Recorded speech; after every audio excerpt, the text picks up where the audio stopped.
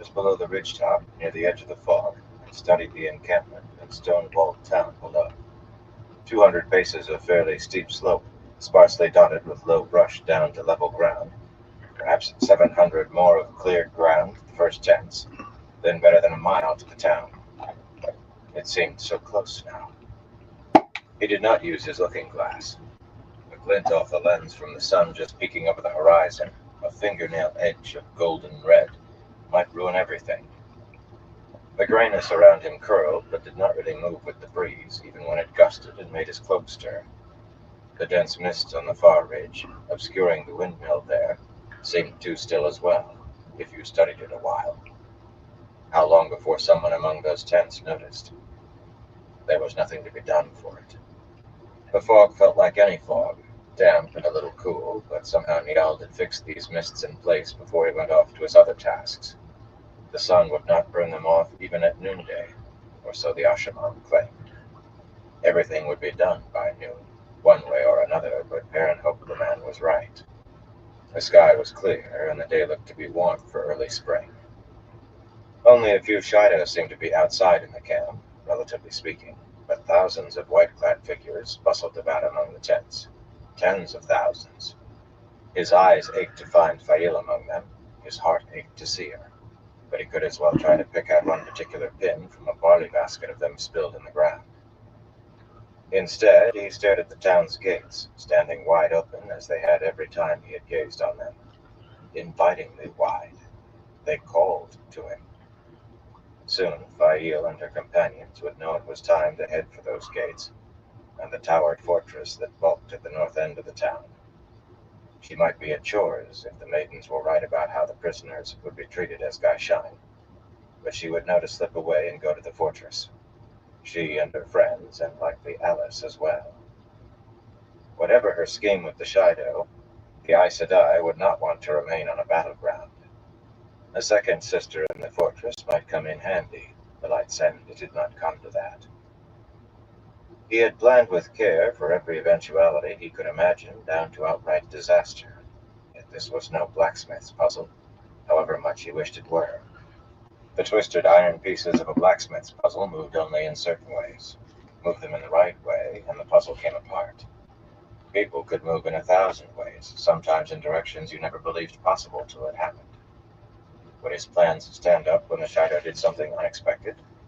They would do it, almost certainly, and all he could do in return was hope it would not lead to that disaster. With a last longing look at Malton's gates, he turned and walked back up the ridge. Inside the fog, even he could not see 10 paces, but he soon found Dan'l Lewin among the trees on the ridgetop. Lean to the point of skinny, with a pickaxe for a nose and thick mustaches in the Terrabonner style, Dan'l stood out even when you could not see his face clearly. Other Two Rivers men were shapes beyond him, growing dimmer and dimmer with distance. Most were squatting or sitting on the ground, resting while they had the chance. Jory Conger was trying to entice some of the others into a game of dice, but he was quiet about it, so Perrin let it pass. No one was accepting the offer anyway. Jory was uncommon lucky with his dice. Dan'l made a leg when he saw Perrin and murmured, "My lord." The man had been spending too much time with Fail's people. He called it acquiring polish, whatever that was supposed to mean. A man was not a piece of brass. Make sure nobody does anything woolhead foolish like I just did, Dan'l. Hey, Sam Sharp Squash, eyes how you below doing? might spot movement near the edge of the I'm fog just and throwing a send real men quick to grub real investigate. quick. Then I'll have the camera back Dan'l on. coughed discreetly into his I hope hand. you're doing good, Sam Life was Squash. getting as bad as any of those Kyrianan tyrants. As you say, my lord, I'll keep everybody back. My lord, Bulwer's dry voice said out of the mist. Ah, there you are, my lord. The little stick of a man appeared, followed by two larger shapes, though one was not much taller. They halted at a gesture from him, indistinct forms in the fog, and he came on alone. Massima has put in an appearance below, my lord, he said You know quietly. what? That sounds like a good idea. I'll do that I as thought I'm it best to keep throwing a Javier grub real quick. out of his sight and his men's, under the circumstances. I don't believe he is suspicious of them. I think he has anyone he is suspicious of killed. but out of sight, out of mind is best. Perrin's jaw tightened.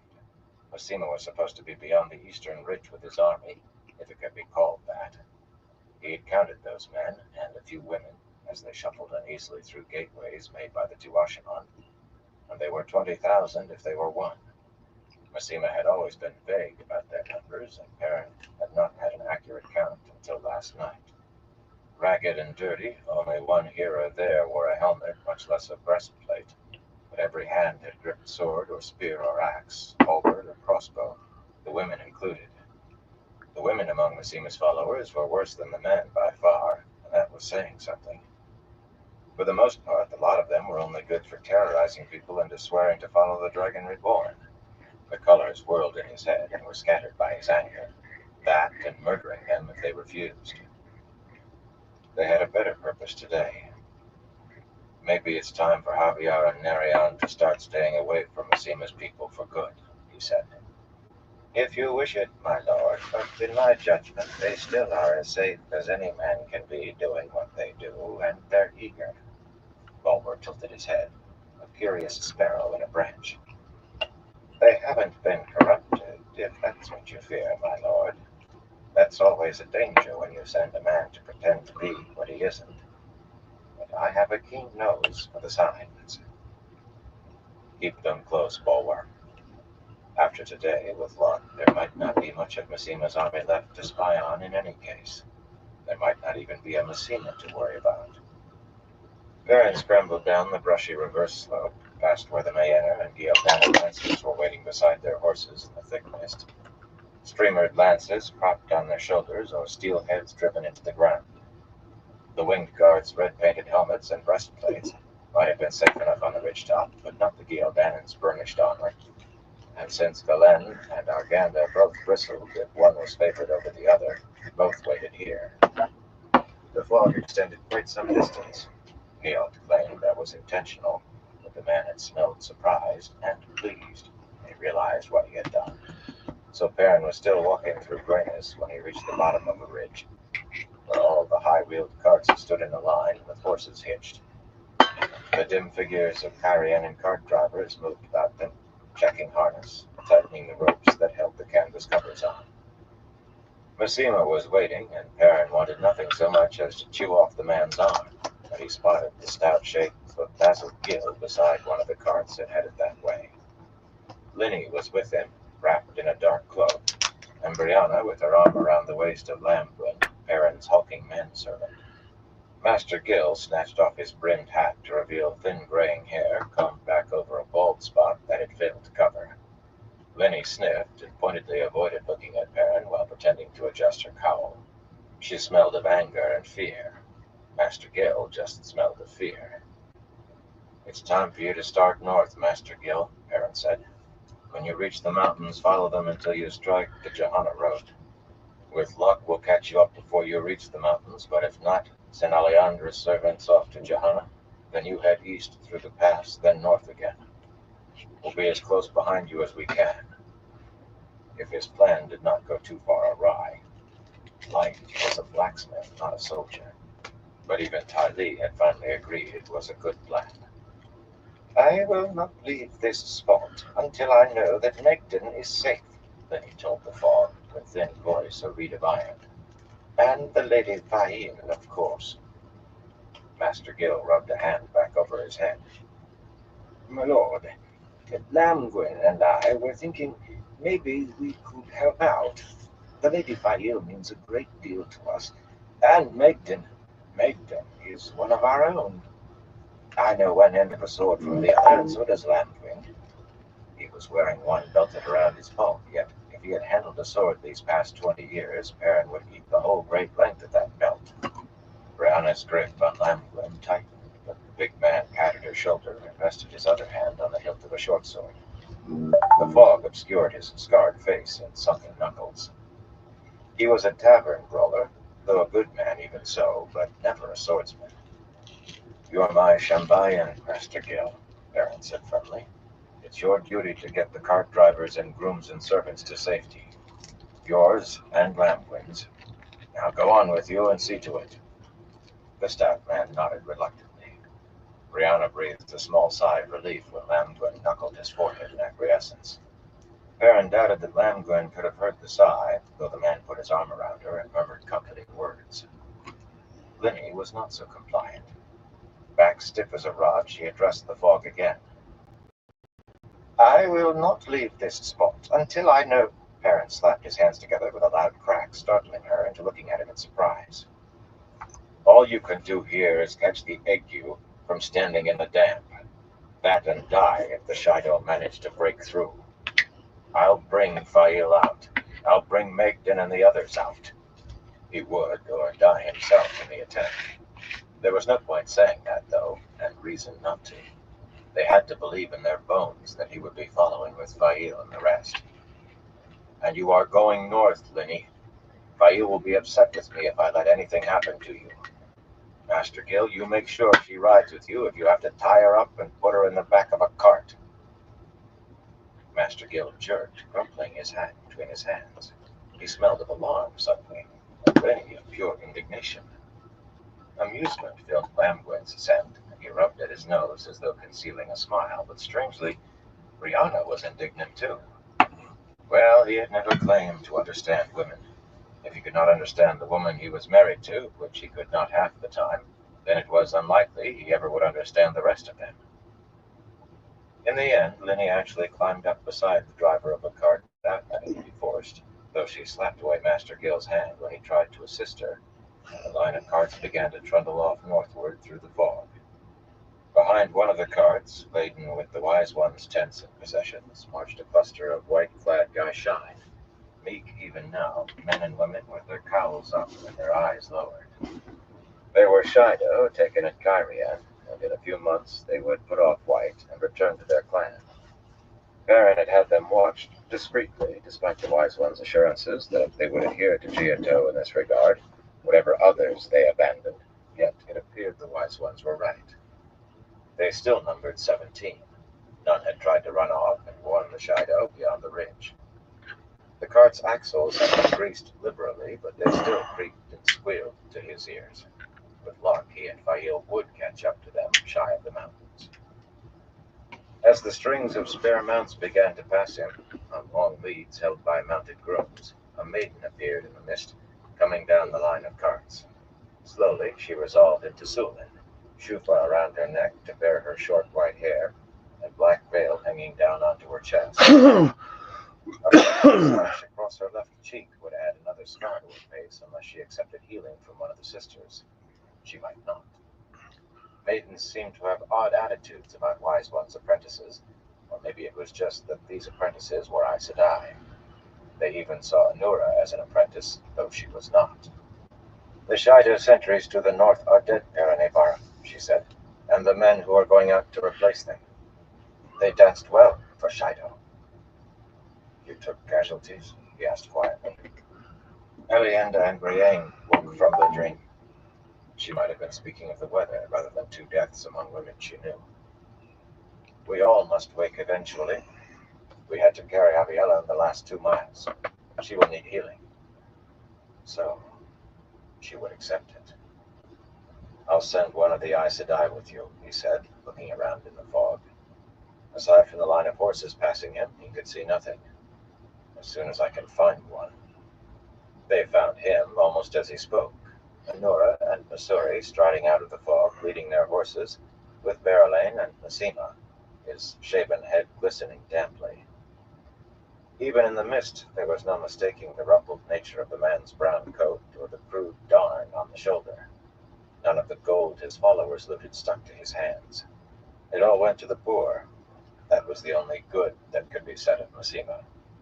But then a fair number of the poor that gold went to feed had been made poor by having their possessions stolen and their shops or farms burned by Massima's people. For some reason, Berylane was wearing the coronet of the 1st of Mayenne this morning, the golden hawk in flight above her brow, though her riding dress and cloak were plain dark gray. Beneath her light, flowery perfume, her scent was patience and anxiety, as odd a combination as Perrin had ever smelled. The 6 Wise Ones were with them too, dark shawls draped over their arms, folded kerchiefs around their temples, holding back their long hair. With all their necklaces and bracelets of gold and ivory, they made Berlin appear simply dressed for once. Aram was one of their number as well, the wolf-head pommel of his sword rising above one red-striped shoulder.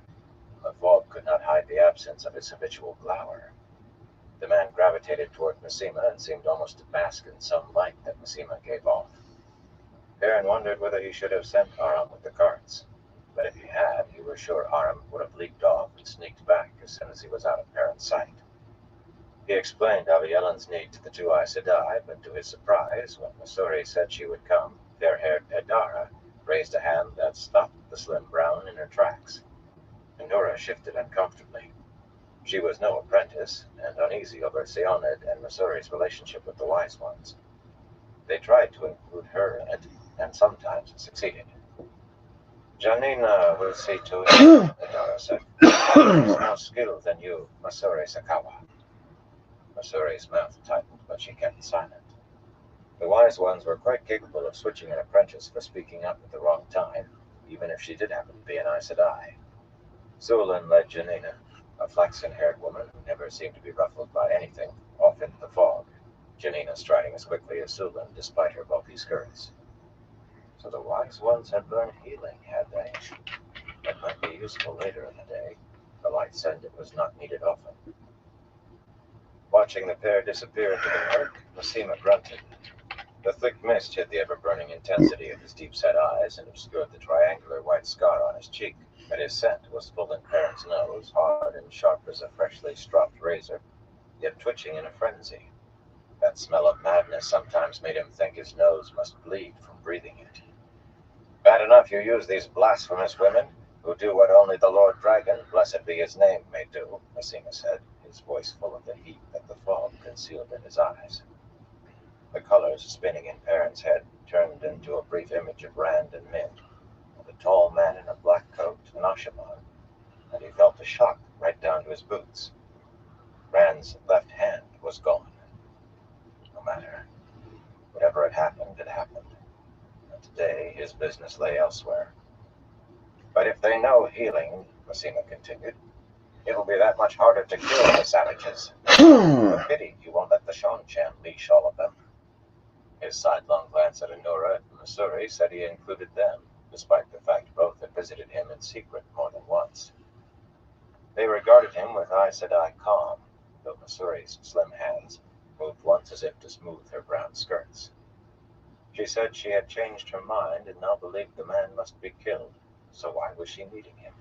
Why was Anura? Why did Massima allow them?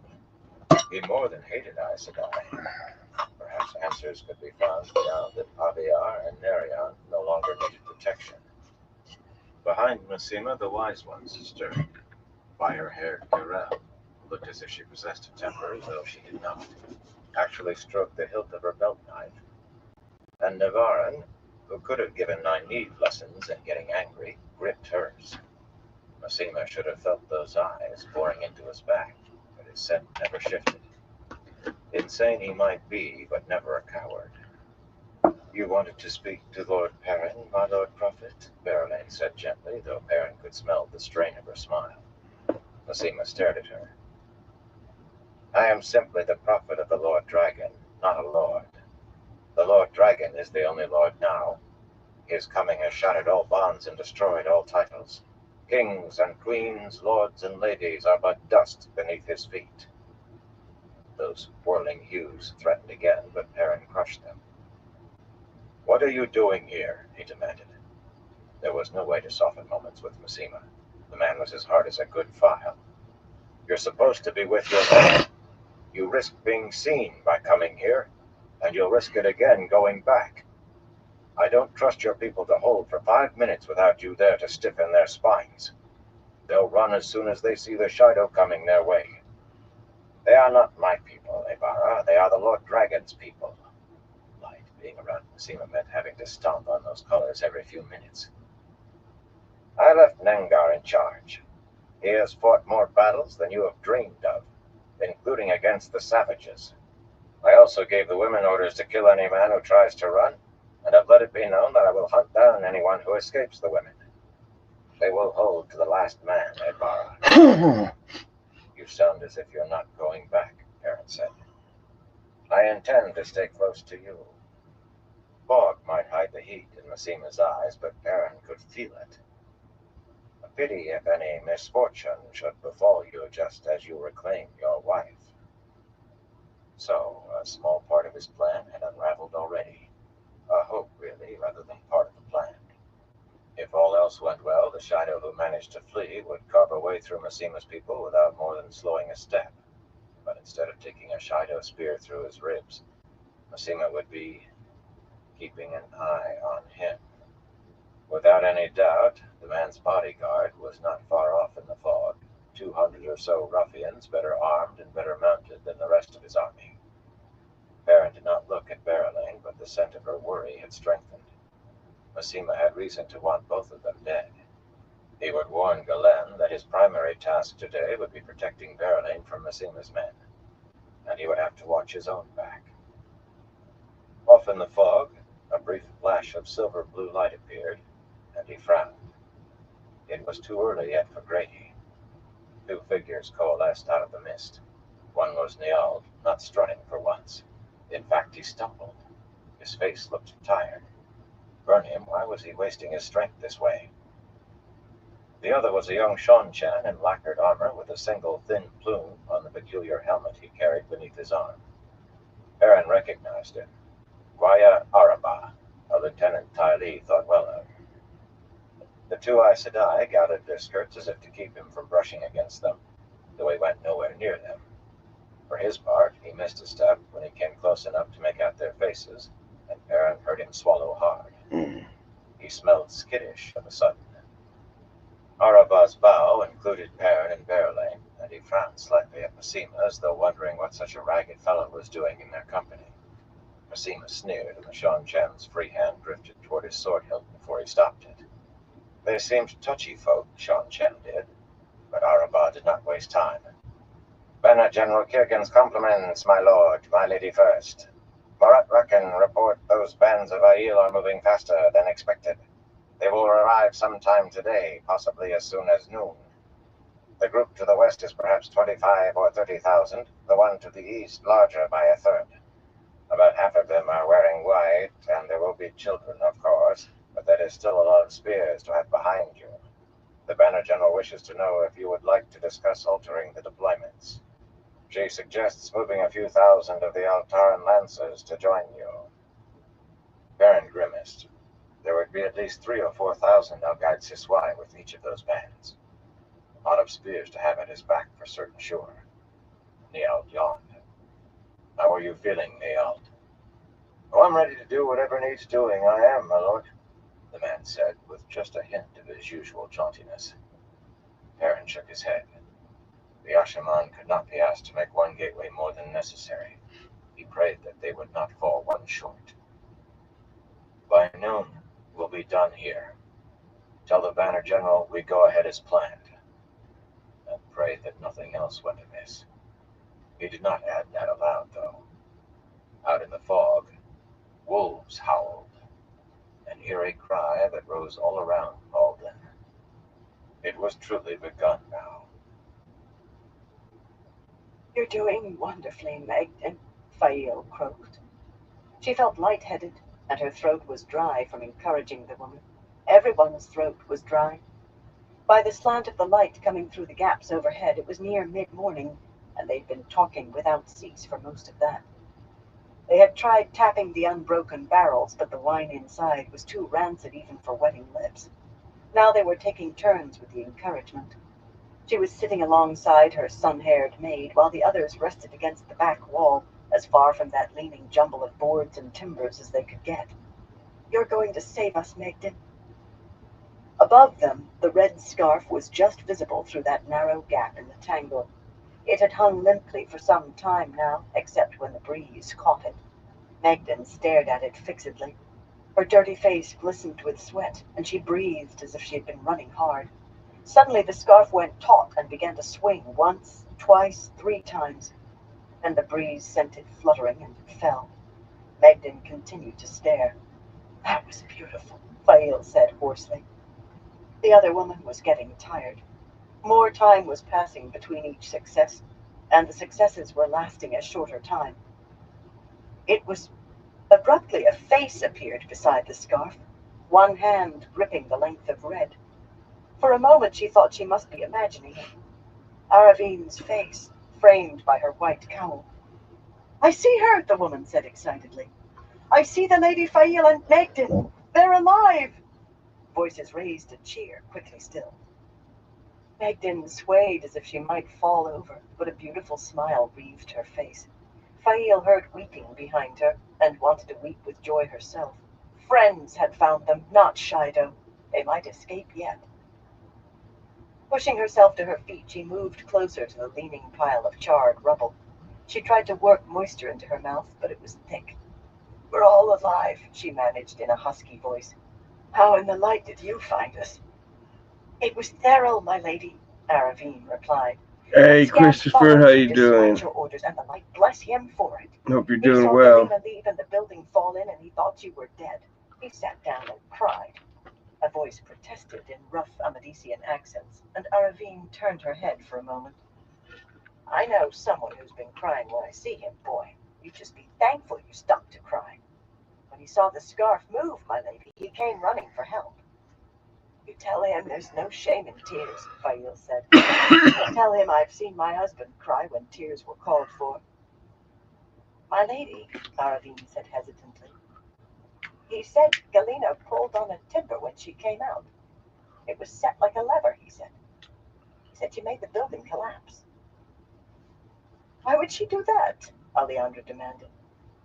She had helped Megden to her feet and half supported her to reach Fail's side. Lasil and Arala joined them, alternating between tears and laughter. Alejandra's face was a thunderhead. Fail grimaced. How often in the last few hours had she wished she had that slap back? Alina had promised. Would the woman be Black Ajah? "That doesn't matter now. One way or another I'll see her repaid." How was another matter. Galena was Aes Sedai, after all. "Aravine, how many people did you bring? Can you—" Large hands took Aravine by the shoulders and moved her aside. "Enough talk." Roland's face appeared in the gap, Shufa around his neck and veil hanging onto his chest. "Roland! We cannot clear anything with you standing there, Fail Bashir. This thing may fall in when we start. Go to the other end and huddle against the far wall." "What are you doing here?" she demanded. The man chuckled. He chuckled. "You still wear white, woman. Do as you are told, or when I have you out of there I will smack your bottom soundly. And then maybe we will soothe your tears with a kissing game." She showed him her teeth, hoping he did not take it for a grin. But he was right about them needing to move away, so she led her companions across the board-strewn stone floor to the far end of the basement, where they crouched against the wall. She could hear voices muttering outside, likely discussing exactly how to go about clearing a path without making the rest of the building collapse on her head. "All this for nothing," Alejandra said bitterly. "How many Shido do you suppose are up there?" Wood scraped loudly, and with a groan the leaning pile of rubble leaned inward a little more. The voices began again. "I haven't any idea," Fail told her. "But they must all be Meriden, not Shido." The Shido did not mingle with the brotherless. There might be some hope in that. Surely Roland would let her go once he learned about Dyrain. Of course he would. And if he remained stubborn, in that case she would do whatever was necessary to convince him. Aaron would never have to find out. Wood scraped on wood again, and once more the heap of burned timbers and boards tilted inward a little further. The fog hid the sun, but Perrin estimated it must be near mid-morning. Grady would be coming soon. He should have been there by now, if the man had grown too tired to make another gateway. No, Grady would come. Soon. But his shoulders were as tight as if he had been working a forge for a full day and longer. "I tell you I don't like this one bit," Galen muttered. In the thick mist, his red eye patch was just another shadow. His heavy-chested bay nosed his back, impatient to be moving, and he patted the animal's neck absently. "If Massima really wants to kill the lady first, I say we finish him now, We outnumber him. We can overwhelm his bodyguard in minutes. Fool, Arganda growled, glancing off to his right as if he could see Messima and his men through the curling grayness. Smoke Unlike the this Mayana, now. he had put on his silvered helmet with its 3 fat white plumes. It and his plate, worked in gold and silver, glistened with condensation. Fog or no fog, his armor seemed almost to glow. You think we can kill 200 men without making a sound? Shouts will be heard the other side of this ridge. You have your ruler where you can surround her with 900 men and maybe get her away.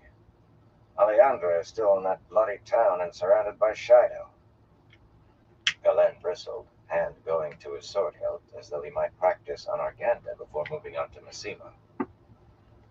We're not killing anybody but Shido today, Perrin said firmly. Galen grunted, but he did not try to argue. He stank of discontent, though. Protecting Berylane would keep the winged guards out of the fighting. Off to the left, a bluish flash appeared, dimmed by the thick mist, and the tightness in Perrin's shoulders loosened. Grady appeared in the fog, peering about him. His step picked up when he saw Perrin, but it was unsteady. Another man was with him, leading a tall, dark horse. Perrin smiled for the first time in a long while. It's good to see you, Tam, he said. Good to see you too, my lord. Tam Althor was still a blocky man who looked ready to work from sunup to sundown without slacking. But the hair on his head had gone completely gray since Perrin had seen him last, and he had a few more lines on his bluff face. He took in Arganda and Galen with a steady gaze. Fancy armor did not impress him. How are you holding up, Grady? Perrin asked. I'm holding up, my lord. The weathered man's voice sounded bone-weary. Shadowed by the fog as it was, his face still looked older than Tam's. Well, as soon as you're done here, join Mishima. I want somebody keeping an eye on him. Somebody who makes him too nervous to think they can change what they agreed to. He would have liked to tell Grady to tie off this gateway. It would make a short path to take Fail back to the 2 rivers. But if things went wrong today, it would make a short path for the Shido, too. Don't know as I could make a cat nervous right now, my lord, but I'll do what I can. Frowning, Tam watched Grady vanish into the gray murk. I could wish I'd had some other way to get here, he said. Fellows like him visited the 2 rivers a while back. One called himself Nazram Taim, a name we'd all heard. A false dragon, only now he wears a black coat with fancy embroidery and calls himself the Mahale. They talked everywhere about teaching men to channel, about this black tower. He freighted the words with sourness. The village councils tried to put a stop to it, and the women's circles, but they ended up taking about 40 men and boys with them. Thank the light some listened to sense. I think they'd have had 10 times that. His gaze shifted to Perrin. Taim said Rand sent him. He said Rand is the dragon reborn. There was a touch of questioning in that, perhaps a hope for denial, perhaps a demand to know why Perrin had kept silent. Those hues whirled in Perrin's head, but he batted them away and answered by not answering. What was, was. Nothing to be done about it now, Tam. According to Grady and Niall, the Black Tower did not just let men go once they signed on. Sadness entered Tam's scent, though he let nothing show on his face. He knew the fate of men who could channel. Grady and Niall claimed the male half of the source was clean now, but Perrin could not see how that could be. What was, was. You did the job you were given, followed the road you had to follow, and that was that. There was no point complaining about blisters or rocks underfoot. Perrin went on. This is Bertin Galen, Lord Captain of the Winged Guards, and Gerard Arganda, First Captain of the Legion of the Wall. Arganda shrugged uncomfortably. That name carried political weight in Gillidan, and apparently Alejandra had not felt strong enough to announce that she was reconstituting the Legion. Bulwer had a nose for sniffing out secrets, though. This one made sure Arganda would not go wild trying to reach his queen. Belen, Arganda, this is Tam Althor. He's my first captain. You studied the map, Tam, and my plan? I I studied them, my lord, Tam said dryly. Of course he would have. It looks a good plan to me, as good as any till the arrows start flying. Arganda put a booted foot in his roan's stirrup. So long as he's your first captain, my lord, I have no objections. He had offered plenty earlier. Neither he nor Galen had been pleased that Perrin was putting someone over them. From up the slope came a black-winged mocker's shrill cry of alarm. Only one. If it had been a real bird, the call would have been repeated. Perrin scrambled up the slope as fast as he could. Arganda and Galen passed him on their mounts, but they divided to ride to their men, disappearing into the thick gray haze. Perrin continued to the top and beyond. Daniel was standing almost at the edge of the fog, peering toward the Shido encampment. He pointed, but the reason for the alarm was obvious. A large group of Elgad Siswai was leaving the tents, maybe 400 or more. The Shido sent out raiding parties frequently, but this one was aimed straight at Perrin. They were just walking, but it would not take them long to reach the ridge. It's time to let them see us, Daniel, he said, unpinning his cloak and draping it over a low bush. He would come back for it later, if he could. It would only get in his way now. Daniel sketched a bow before hurrying back into the trees as Aram appeared, sword already in hand. He smelled eager. The cloak pin Perrin put into his pocket carefully. Fail had given him that. He did not want to lose it. His fingers found the leather cord he had knotted for every day of her captivity. Pulling it out, he let it fall to the ground without glancing at it. This morning had seen the last knot. Tucking his thumbs behind the wide belt that supported his hammer and belt knife, he strolled out of the fog. Aram advanced up on his toes, while his sword stances. Perrin just walked. The morning sun, halfway to its noon peak, was in his eyes. He had considered taking the eastern ridge and putting Massima's men here, but it would have meant that much further to reach the town gates. A foolish reason, yet those gates drew him as a lodestone drew iron filings. He eased his heavy hammer in its loop on his belt, eased his belt knife.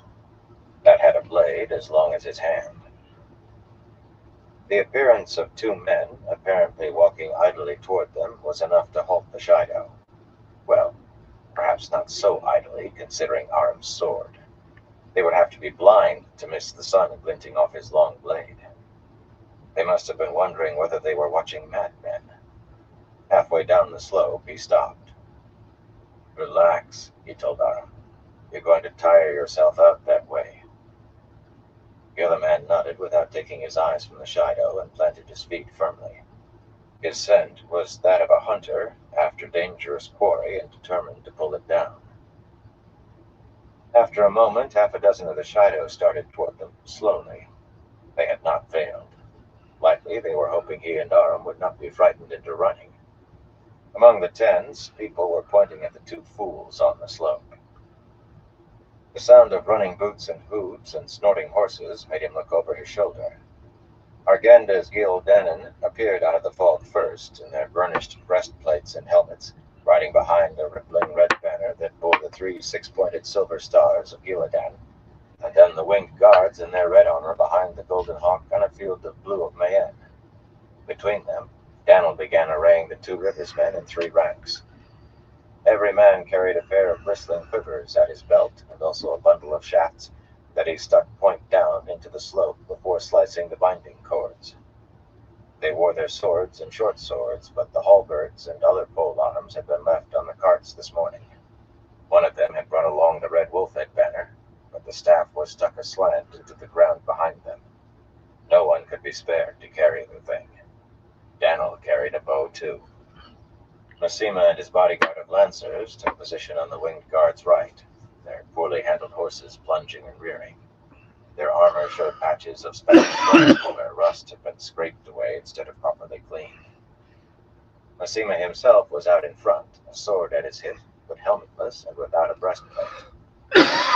He did not lack courage. He was glaring at the Mayenners, where Perrin could just make out Berylane in the middle of that forest of lances. He could not get a clear view of her face, but he imagined it was still frosty. She had objected strenuously to her soldiers being held back from the fighting, and he had needed to be very firm to make her see reason. The woman had half suggested she might lead them in a charge. The wise ones and the two Aes Sedai filed down between the Gildanon and the two Rivers men, accompanied by the maidens, each of whom had long strips of red cloth tied around her upper arms and dangling to the wrist. He could not pick out Aviella, but by their number she must be among them, newly healed or not. Black veils covered their faces except for their eyes, yet he did not need to see their faces or catch their scents to know they were indignant. The markings were necessary to avoid accidents, but Idara had to put her foot down to make them wear the things. Bracelets of gold and ivory rattled as Idara adjusted her dark shawl. With smooth, sun-dark cheeks that seemed darker because of her pale yellow hair, she looked little older than Perrin, but her blue eyes held an unshakable calm. He suspected she was far older than she appeared. Those eyes had seen a great deal. "I think it will begin soon, Perrin Neybara," she said. Perrin nodded. The gates called to him. The appearance of near enough 2,000 lancers and 200-odd bowmen was sufficient to make the Shido below raise their veils and spread out, while more began rushing from the tents to join them in a thick, lengthening line. Pointing fingers along that line, pointing spears, made him look back again. Tam was on the slope now, and more Two Rivers men were pouring out of the fog with longbows in hand. Some tried to mingle with the men who had followed Perrin, to reunite with brothers, sons, nephews, friends, but Tam chivied them away, trotting his black gelding up and down as he arranged them in 3 ever-expanding ranks, to either side of the horsemen. Perrin spotted Hugh Barron and his equally lanky brother Tad, the stableman from the Wine Spring Inn, and square-faced Bar Doughtry, only a few years older than he himself was, who was making a name for himself as cabinet-maker, and skinny Thad Torfin, who seldom left his farm except to come into Emond's Field. Oren Doughtry, lean and tall, stood between John A. Ellen, who was hulking and bald, and Kev Barsteer, who finally had gotten out from under his mother's thumb if he was here. There were Marwins and Aldeas, Alcenes and Coles, Thanes and Alcars and Craws, men from every family he knew, men he did not recognize, from down to Devon Ride or up to Watch Hill or Terran Ferry, all grim-faced and burdened with pairs of bristling quivers and extra sheaves of arrows. And among them stood others, men with coppery skins, men with transparent veils across the lower half of their faces, fair-skinned men who just did not have the look of the Two Rivers. They carried shorter bows, of course. It took a lifetime to learn the Two Rivers longbow, but every face he could make out looked as determined as any Two Rivers man. What in the light were the Outlanders doing here? On and on the streams of running men continued until finally those 3 long lines held at least 3,000 men, maybe 4. Tam walked his horse down the slope to Perrin and sat studying the swelling Shido ranks below, yet he seemed to hear Perrin's unspoken question. "I asked for volunteers from the Two Rivers men and picked the best bow shots, but those you took in started coming forward in groups. You gave them and their families homes, and they said they were Two Rivers men too now. Some of those bows won't carry much more than 200 paces, but the men I chose hit what they aim at." Below, the Shido began beating their spears rhythmically against their bull-hide bucklers. Rat-tat-tat-tat, rat-tat-tat-tat, rat-tat-tat-tat. The sound rose like thunder. The flow of veiled shapes running out from the tents slowed to a trickle, then dwindled further, and then ceased. All of the Algaid Siswai had been drawn out, it seemed. That was the plan, after all. There must have been 20 of them near enough, all pounding their bucklers. Rat-tat-tat-tat, rat-tat-tat-tat, rat-tat-tat-tat. "After the Aiel War, I hope never to hear that again," Tam said loudly to be heard. That noise could get on a man's nerves. "Will you give the command, Lord Perrin?" "You do it." Perrin eased his hammer again, his belt knife. His eyes kept going from the Shido to the town gates, and the dark mass of the fortress inside the town. Fail was in there. "Soon now we will know," Idara said. About the tea, she meant. If they had not waited long enough, they were all dead. Her voice was calm, though. Aram shifted, up on his toes again, sword upright before him in both hands. Aaron could hear Tam calling as he rode along the lines of bowmen. Longbows, knock! Short bows, hold till you're close! Longbows, knock! Short bows, hold till you're close! Don't draw, you fool, you know better! Longbows! Below, perhaps a quarter of the Shido turned and began trotting north, paralleling the ridge, still beating their bucklers. Another quarter began trotting south. They intended to sweep around and catch the men on the slope from either side. Flanking, Tiny called it. A ripple passed through those remaining as they began sticking their spears through the harness holding their bow cases, hanging their bucklers on their belts, unlimbering their bows. Very soon, Idara murmured. A fireball larger than a man's head arched out from the tents toward the ridge, then another twice the size and more, streams of them. Sailing high, the first turned down, and exploded with loud roars 100 paces overhead. In rapid succession, the others began exploding harmlessly too, but more followed. Spheres of flame speeding toward the ridge in a continuous flow. Forked silver lightning stabbed down from a cloudless sky and erupted with booming crashes of thunder and great showers of sparks, without ever coming near the ground. Perhaps 15 or 20 wise ones escaped the tea, Idara said. Otherwise, more would have joined in by Hey, now. Warlord of Art, how you I could doing, see bro? only 9 women channeling. Good to The see rest ya. must be among the tents. She disliked the agreement he had with the Shonchan almost as much as the Aes Sedai did. Use my Yet little her toke voice was stove. calm. In her book, the Shido had violated Jiato to such a degree that it was questionable whether they could be called Aiel any longer. To her, they were something that had to be cut out of the body of the Aiel, and their wise ones were Not the doing worst of the too bad. sickness for Can't allowing complain it. none. Masuri drew her arm back, but Idara laid a Well, I hand on her can, but you know shoulder. how that goes. Not yet, Masuri Sakawa. We will tell you when. Masuri nodded obediently, though she smelled of impatience. Well, I, for one, feel in danger, Anura said firmly, drawing her arm back. Idara looked at her levelly. After a moment, the Aes Sedai lowered her arm. Her beaded braids clicked together as she twisted her head away from the Wise One's stare. Her scent was of strong unease.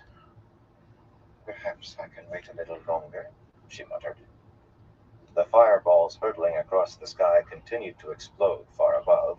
The lightning jabbed toward the ridge, but the Shido below were not waiting. With a shout, the main mass began trotting quickly toward the ridge, and singing at the tops of their lungs. Aaron doubted anyone else on the slope could make out more than a roar, but his ears caught words faintly. They were singing in parts. Wash the spears while the sun climbs high. Wash the spears while the sun falls low. Wash the spears, who fears to die? Wash the spears, no one I know. He shut the sound out, ignoring it, while his eyes drifted beyond the onrushing mass of veiled figures to the gates of Malden. Iron filings to a lodestone. The shapes below seemed to have slowed half a step, though he knew they had not. Everything seemed to slow down for him at times like this. How long before they came in range? They had covered little more than half the distance to the ridge. Longbows raised! On my signal! Tam shouted. Longbows raised! On my signal! Aaron shook his head. It was too soon. Thousands of bowstrings snapped behind him. Arrows arced over his head. The sky seemed black with them. Seconds later, another flight followed, then a third. Fireballs burned swaths through them, but it was still thousands of arrows that fell in a deadly hail onto the Shido. Of course. He had forgotten to factor in the bowmen's elevation. That gave them a little more distance. Trust Tam to see it right away. Not every arrow struck a man, of course. Many plunged into the ground. Perhaps half struck Algaid Siswai, piercing arms or legs, striking bodies. Wounded Shido hardly slowed, even when they had to struggle up from the ground. They left hundreds lying still, though, and the second flight put down hundreds more, as did the third, with the fourth and fifth already on the way. The Shido kept coming, leaning rode as if trotting into a driving rain, while their wise ones' balls of fire and lightnings exploded far overhead. They were no longer singing. Some raised their bows and shot. An arrow grazed Perrin's left arm, but the rest fell short. Not by far, though. Another 20 paces, and the sudden sharp sound of Shonchan horns pulled his gaze north and south just in time to see the ground erupt in fountains of fire among the flanking parties. Spears of lightning stabbed into them. The Damani were being kept back in the trees for the time, but they did deadly work. Again and again, explosions of fire or lightning hurled men like twigs. Those Elgaid Siswai could have no idea where the attack was coming from. They began to run toward the trees, toward their killers. Some of the fireballs coming out of the camp began flying toward the forests where the Damani were, and lightnings jabbed toward the trees, but with as little effect as they had against the ridge. Tylee claimed Damani were used Smoking for all a sorts bowl, of tasks, but the truth topped with was a they were nice weapons little of war. glob of They and the wax. Suldam were very good at it. Now, Idara said, and fireballs began raining down on the Shido below. The wise ones and Aes Sedai made throwing motions with both arms as fast as they could, and every time a ball of flame seemed to rise from their fingertips. Many of those exploded too soon, of course. The Shido wise ones were working to defend their own, but the Elgaid Siswai were much nearer to the ridge, so they had less time to react. Fireballs poured on the Shido, hurling men aside, flinging severed arms and legs into the air. Silver blue lightning bolts forked down, and most of those struck too. The hair on Perrin's arms stirred. The hair on his head tried to stand. The air seemed to crackle with the lightning's discharges. Even as they flung death at the men below, Idara and the others continued to parry the Shido Wise One's attacks, and all the while the Two Rivers men worked their bows as fast as they could. A trained man could loose 12 shafts in a minute, and the range was shorter now.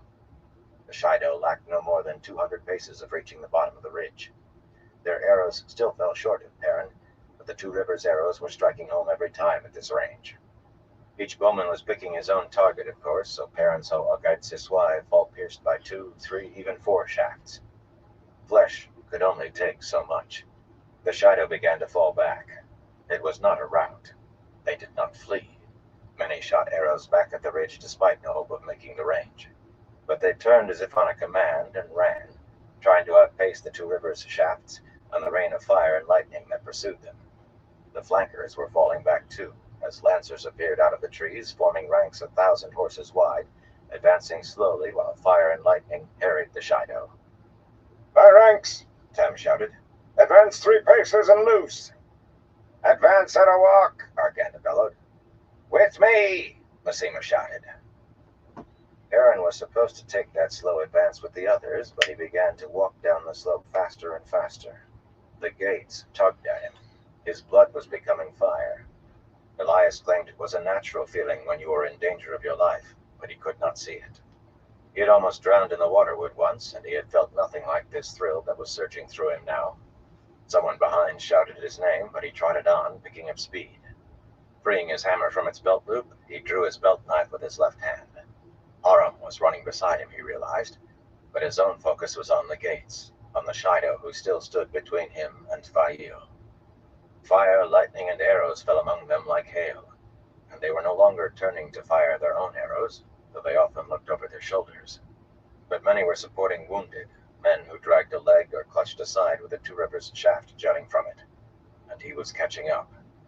Abruptly, half a dozen veiled men turned back, gripping spears, and started toward him and Aram at a run. Not using their bows meant they had expended their arrows. He had heard tales of champions, of men who decided the future by single combat between 2 armies that would abide by the outcome. The Aiel had no such tales. He did not slow down, though. His blood was fire. He was fire. The Two Rivers shaft took one Shido in the middle of his chest, and even as he fell, 3 more were feathered with at least a dozen arrows each. But now he and Aram were too close to the remaining 2. Anyone but the very best bowshots would risk hitting him or Aram if he fired. Aram flowed toward one of the Shido as if dancing, his blade a bright blur, but Perrin had no time to watch anyone else fight if he had wanted to. A veiled man who overtopped him by a head stabbed at him with a short spear held near its base. Blocking the spear with his belt knife, Aaron swung his hammer. The Shido tried to stop it with his buckler, but he altered the swing slightly and heard the bones in the man's forearms snap under 10 pounds of steel swung by a blacksmith's arm. He was inside the spear now, and without slowing, he slashed across the man's throat with his knife. Blood gouted, and he was running again while the man was falling. He had to reach Fail. Fire in his blood, fire in his heart, fire in his head. No one and nothing would keep him from Fail. Chapter 30. Outside the Gates. Fail tried to estimate the time by the slant of light falling through the gaps in the ruined building overhead. It seemed still short of noon. All that had been cleared was a small space at the very top of the basement stairs. Any of them could have passed through it if they dared to try climbing the slanting pile of blackened rubble, but that still looked as though it might fall in any moment. The tangled heap still creaked alarmingly at times. The only good thing was that it had not started raining on their heads. How long that would last was a question. She had been hearing thunder for some time, quite a lot of it, and slowly coming closer. The booms were almost continuous. A storm that fierce might be enough to make the building finish collapsing. Light, she was thirsty. Roland suddenly appeared in the opening and lay down on the stone landing. He was not wearing the harness that held his bow case. Carefully he wriggled his way out onto the rubble. The pile groaned softly under his weight. Kinwin, a green-eyed man a good hand or more shorter than he, knelt to grip his ankles. There were only 3 of the brotherless up there, it seemed, but that was 3 too many.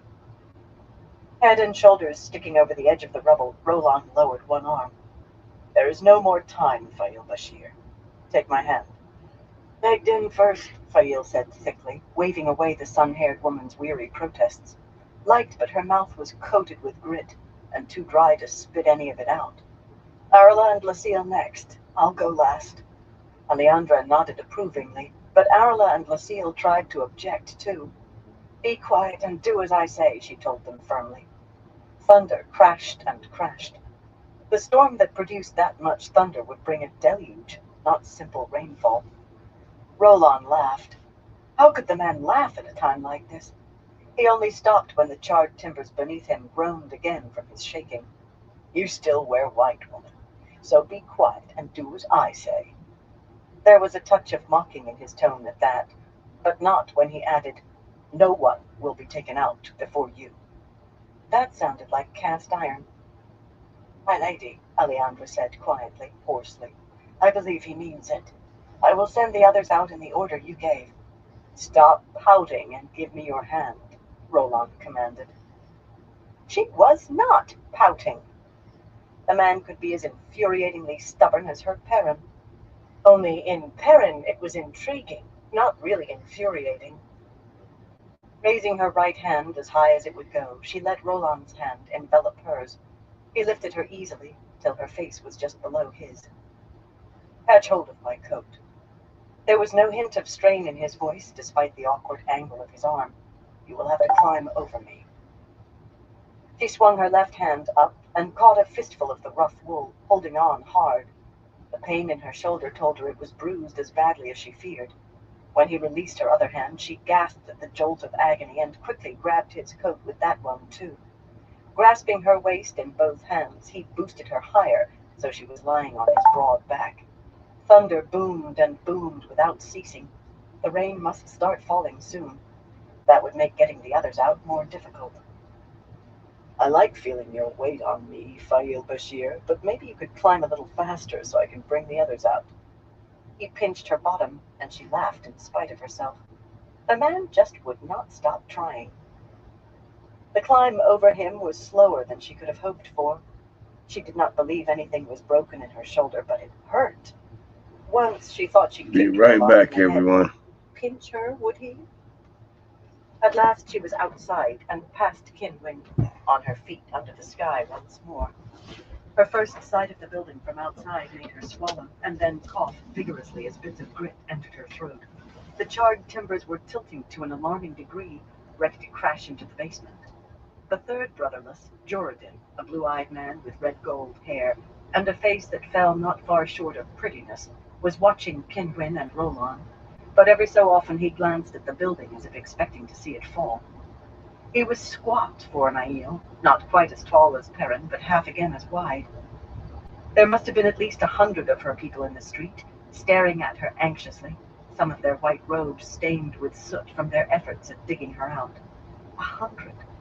She could not find it in her heart to upbraid them, however, especially after Aravine thrust a plump waterskin into her hands. The first mouthful went to wash away grit and dust, though she wanted desperately to swallow it anyway, but after that she held up the skin and all but poured water down her throat. Her bruised shoulder protested. She ignored it and drank and drank. Suddenly she became aware of lightning striking outside the town to the west, and lowered the waterskin to stare, close outside the town, out of a cloudless sky, and sometimes not striking. Many of those forked silvery bolts erupted with thunderous roars far above the ground. Balls of fire hurtled across the sky, sometimes bursting in air with a boom like thunder. Someone was fighting a battle with the power. But who? Could Perrin have found enough Aes Sedai or Ashaman to attack the camp? But something was very odd. She knew how many wise ones in the camp could channel, and there did not seem to be enough lightning or fireballs. Perhaps it was not Perrin after all. There were factions among the wise ones, not just between those supporting or opposing Savannah, but between sects with old alliances or animosities. Maybe one of those factions was fighting another. That seemed highly unlikely, but less so than Perrin finding enough Aes Sedai to attack, and the wise ones not fighting back with everything they could muster. When the lightning started, Roland said there was a battle, Aravine said when Fail asked her. That's all. Nobody wanted to go find out more until we knew you were safe. Fail ground her teeth in frustration. Even if she did not have to deal with Roland, whatever was going on outside the walls might make escaping that much more difficult. If only she knew what it was, she might be able to see how to avoid it, or use it. No one is to go anywhere, Aravine. It might be dangerous, and they might inadvertently lead Shido back when they returned. Light, what was going on? Magdin staggered out past Kinwin, rubbing her hip. He pinched me. Her voice was thick, but indignation came through. Fail felt a stab of, not jealousy, certainly not that. The bloody man could pinch any woman he wanted to. He was not Perrin. Grimacing, she handed the sun-haired woman the waterskin, and Magdin washed out her mouth hurriedly before beginning to gulp thirstily. She was not so sun-haired at the moment, her curls all sweat-matted and as coated with dust as her sweaty face. She was not even pretty at the moment. Arola came out of the ruin, rubbing her bottom and looking grim as death, but she eagerly took the waterskin that Alden offered. The tall young Amadisian, a square-shouldered fellow who looked more a soldier than the bookkeeper he was, gazed at her avidly as she drank. Arola did not like men that way, but Alden refused to accept that he could not convince her to marry him. Lucille appeared, rubbing her bottom, and Joradin handed her another waterskin, drawing a finger down her dirty cheek. She smiled up at him before beginning to drink. Already preparing her way back into his blankets, if Roland proved obstinate. At least, Fail thought that was what she was doing. At last, Alejandra stalked past Kinwin, and if she was not rubbing herself, her expression of frosty ire told the tale plainly enough. Kinwin backed out of the opening and stood while Roland began working his way back across the dangerous pile of timbers. "My lady," Aravine called anxiously, and Fail turned to find the plump-faced woman kneeling on the paving stones and lifting Magdin's head onto her lap. Magdin's eyelids fluttered, but never came more than half open. Her lips moved weakly, but only mumbles emerged. "What happened?" Fail said, hurrying to kneel beside them. "I don't know, my lady. She was drinking as if she intended to empty the skin, and suddenly she staggered. The next thing I knew, she just collapsed." Aravine's hands fluttered like falling leaves. "She must be very tired," Fail said, smoothing her maid's hair and trying not to think of how they were to get the woman out of the camp if she could not walk. It would be done if they had to carry her. Light, she felt a touch wobbly herself. "She saved us, Aravine." The Amadisian woman nodded gravely.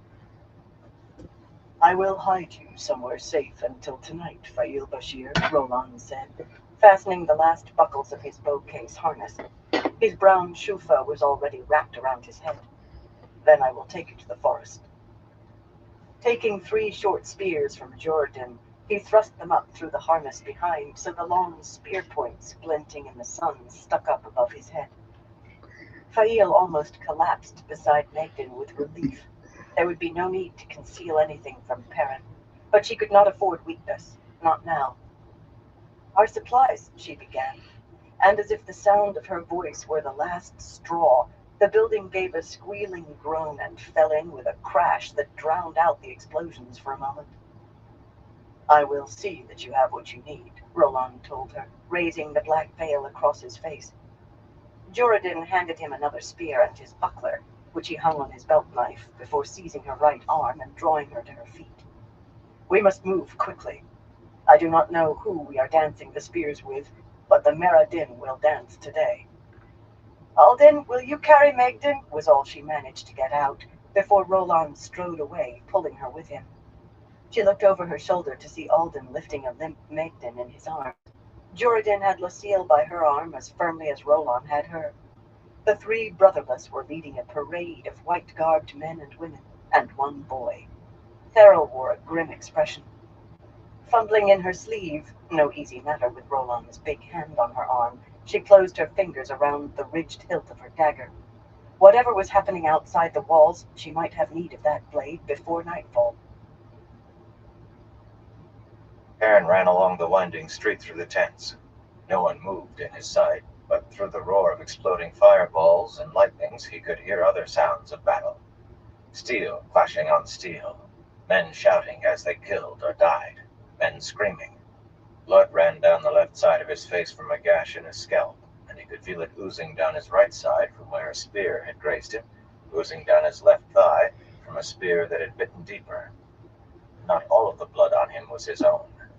A face appeared at the opening to a low, dark tent, and drew back hurriedly. A child's face, and frightened, not the first he had seen.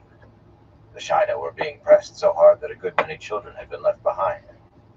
That would be a problem for later, though. Over the tents, he could see the gates little more than 100 paces ahead. Beyond them lay the fortress and Fail. 2 veiled Shido darted out from beside a dirty brown wall tent, spears at the ready. But not for him. They were looking at something off to the left. Without slowing, he ran into them. Both were larger than he, but the force of his rush carried them all to the ground, and he fell already fighting. His hammer smashed into the bottom of one man's chin, while he stabbed and stabbed at the other man, blade biting deep. The hammer rose and crushed the first man's face, splashing blood, rose and fell again while he stabbed. The man with the ruined face twitched once as Perrin rose. The other lay staring at the sky.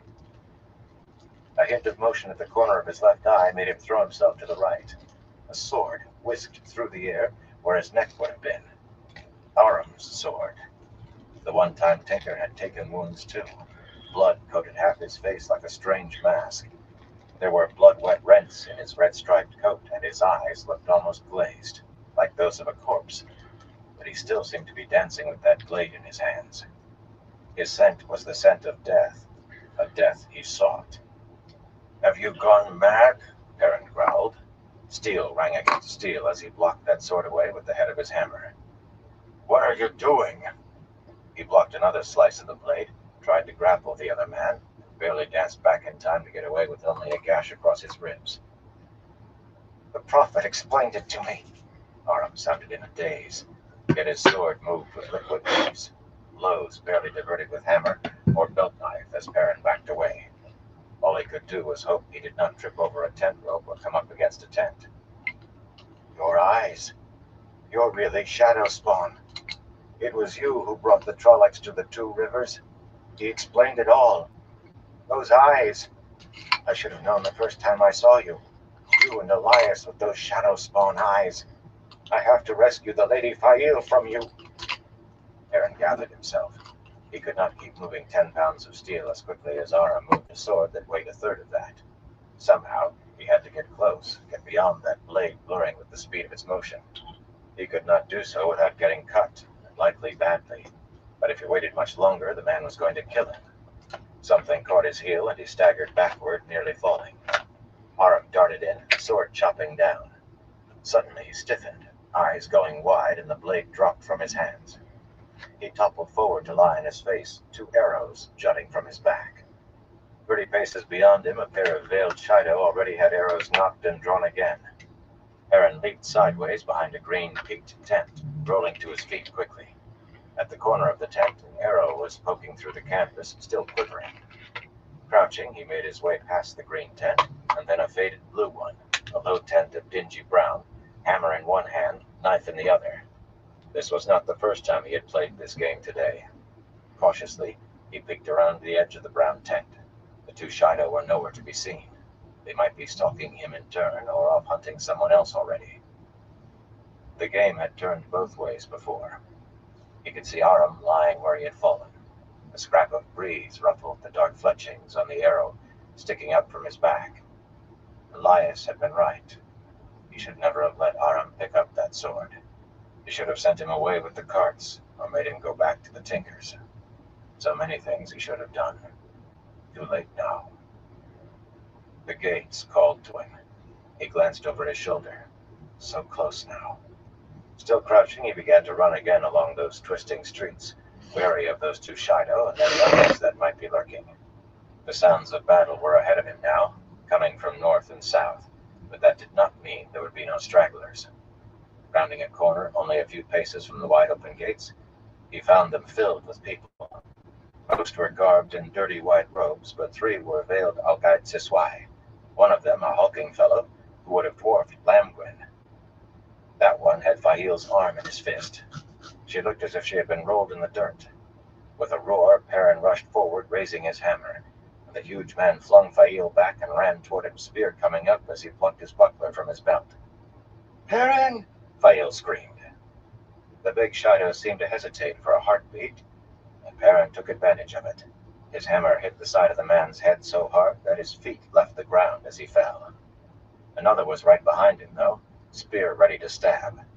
Suddenly the man grunted, surprise in the green eyes above his black veil, and dropped to his knees, peering over his shoulder at Fahil, who stood close. Slowly he fell forward, revealing a ridged steel hilt rising from his back.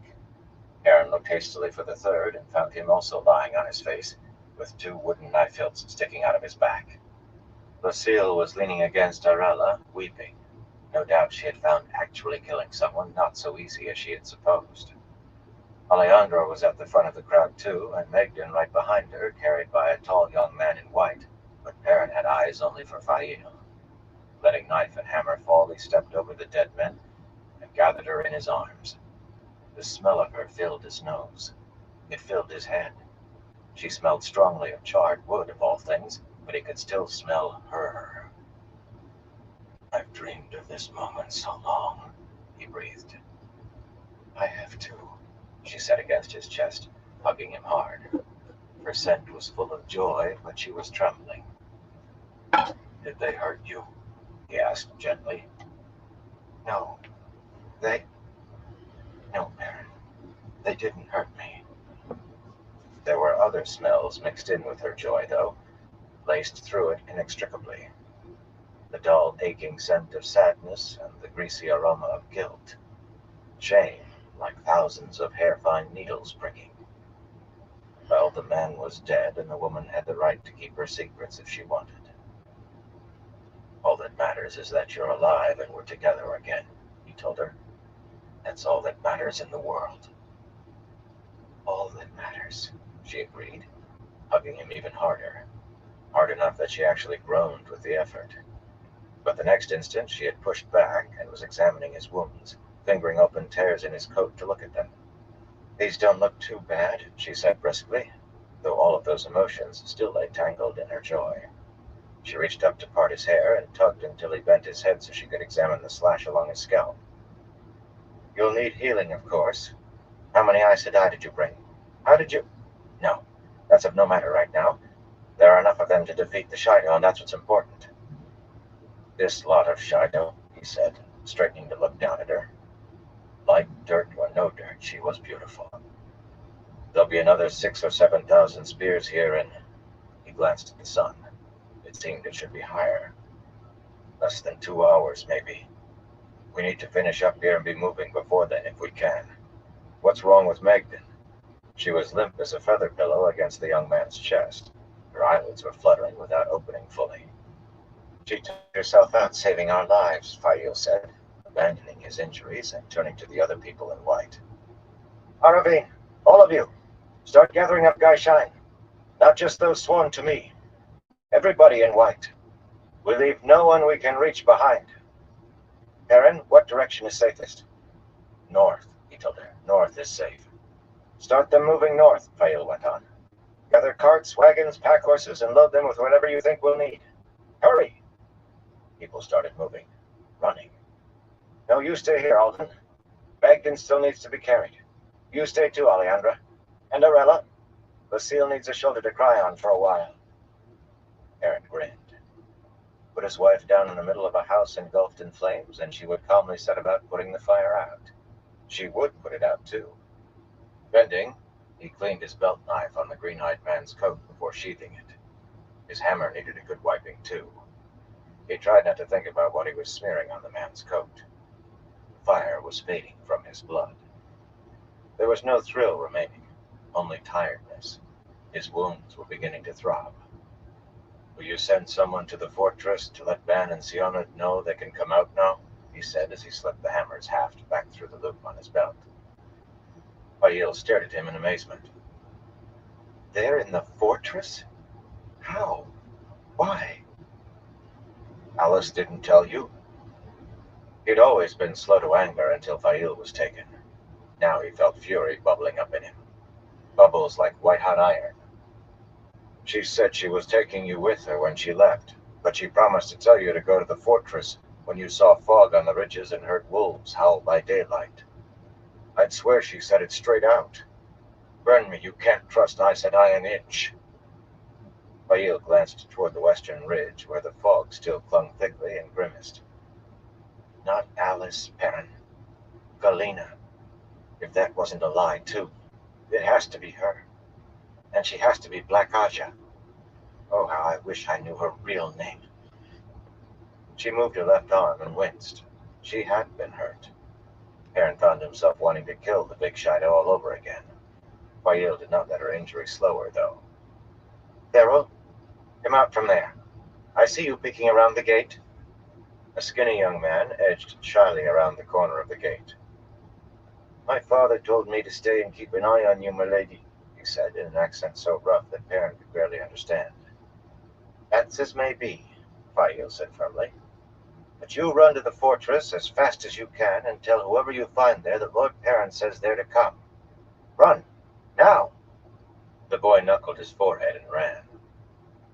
In a quarter of an hour or so he reappeared, still running, followed by Sioned and Ban and all the others. Ban made a leg to Fail and murmured smoothly how pleased he was to see her again before ordering the two rivers men to set up a guard ring around the gate, bows at the ready and halberds stuck in the ground. He used his normal voice for that. He was another who was trying to acquire polish. Salanda and Fail's other hangers-on rushed around her, all babbling with excitement and saying how worried they had been when she failed to appear after the wolves howled. I'm going to Mussuri, Kirkland announced in tones that dared challenge. He did not wait for one, though, simply drawing his sword and running off along the wall to the north. Tallenborg gave a cry when he saw Magden being held by the tall young man, and had to be convinced that she was only exhausted. He still took her away from the fellow, and held her against his own chest, whispering to her. Where is Chiad? Gaul demanded. On learning that she had never been with them, he lifted the veil across his face. The maidens tricked me, he said grimly, but I will find her before them. Perrin caught his arm. There are a lot of men out there who'll take you for a Shido. I have to find her first, Perrin Ebara. There was something in the Aiel's voice, something in his scent that Perrin could only call heartache. He understood the sorrow of thinking the woman you loved might be lost to you forever. He let go of Gaul's sleeve, and the man darted through the line of bowmen, spear and buckler in hand. I'll go with him, Elias grinned. Maybe I can keep him out of trouble. Draw Drawing the long knife that had given him his name among the wolves, Longtooth, he went running after the tall Aielman. If the two of them could not make their way safely out there, then no one could. If you are done jabbering, perhaps you will stand still for healing, Seonad told Perrin. You look as if you need it. Buran and Terrell were healing her, hands on their sword hilts and eyes trying to watch in every direction. The Ring of Two Rivers men were all very well, their attitude seemed to say, but Seonad's safety was their charge. They looked like leopards healing a house cat. Only she was no house cat. See to Fail first, she said. Her arm is hurt. Fail was talking with Alejandra, both of them so angry they should have had tails to bristle. No doubt angry over Alice or Galena, or whatever her name was. I do not see her bleeding like a stuck pig. Seonad lifted her hands to cup his head, and that too familiar chill hit him, like suddenly being immersed in a winter pond on the brink of freezing. He gasped and jerked, arms flailing out of his control. When she released him, his wounds were gone, if not the blood smeared on his face and staining his coat and breeches. He also felt he could eat a whole deer by himself. What was that? The diminutive Green turned away from him toward Fail. Did you mention Galena Kasban? I don't know her last name, Fail said. A round-faced Aes Sedai with a plump mouth and black hair and big eyes. Pretty in a way, but an unpleasant woman. Do you know her? I think she must be Black Aja. Seonad stiffened, hands knotting in her skirts. That sounds like Galena. A red, and decidedly unpleasant. But why would you make such an accusation? It is not a charge to bring against a sister lightly, even against one as disagreeable as Galena. As Fail explained, beginning with the first meeting with Galena, Perrin's anger grew again. The woman had blackmailed her, threatened her, lied to her, then tried to murder her. His fists clenched so tight that his arms shook. I'll break her neck when I get my hands on it, he growled when she fell silent.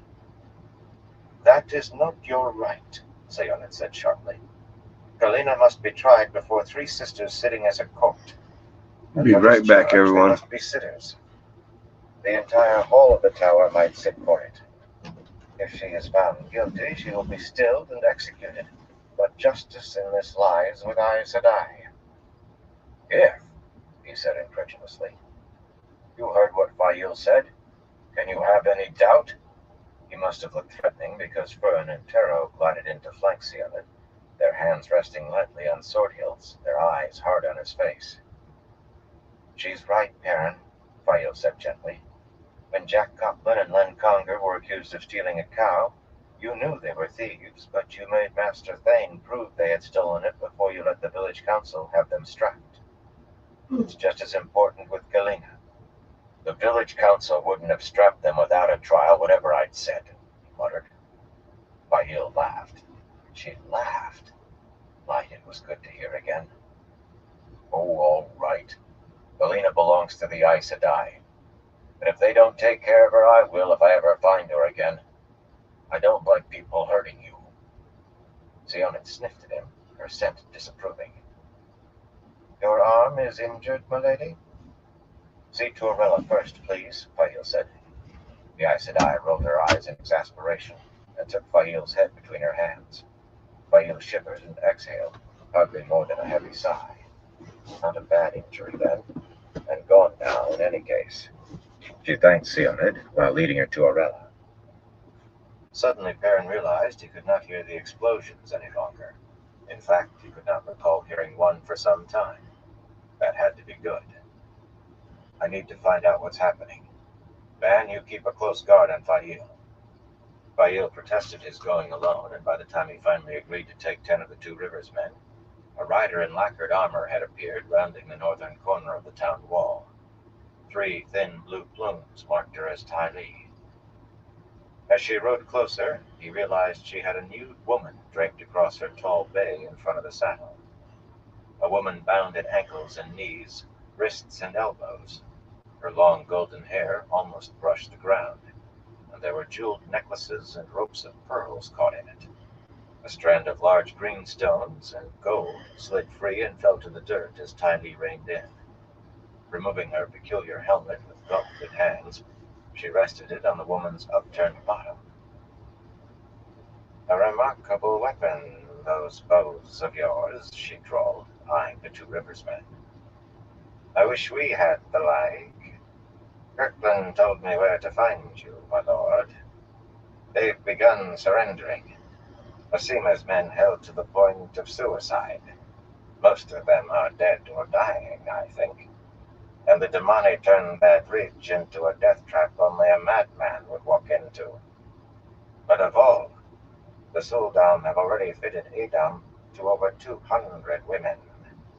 That cold tea of yours was enough that most of them could not stand without help. I'll have to send for Tolrakan to fly them all out." Seonid made a sound in her throat.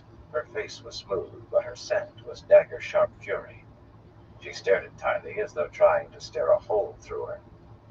Tylee paid her no mind at all, except to shake her head slightly. "After my people and I are gone," Perrin said. His agreement was with her. He did not want to risk testing it with anyone else. "What are our losses aside from Masima's men?" "Light," Tylee replied. "Between your archers and the Damani, they never really managed to close with us. I've never seen a battle plan come off so smoothly. If we have 100 dead between us, I'll be surprised." Perrin winced. He supposed those were light casualties under the circumstances, but some would be two Rivers men. Whether or not he knew them, they were his responsibility. "Do you know where Masima is?" "With what's left of his army. He's no coward, I'll say that for him. He and his 200, well, about 100 now, cut a path all the way through the Shido to the ridge." Perrin ground his teeth. The man was back surrounded by his rabble. It would be his word against Masima's about why Aram had tried to kill him, and in any event, it was unlikely the man's followers would surrender him for trial. "We need to start moving before the others get here.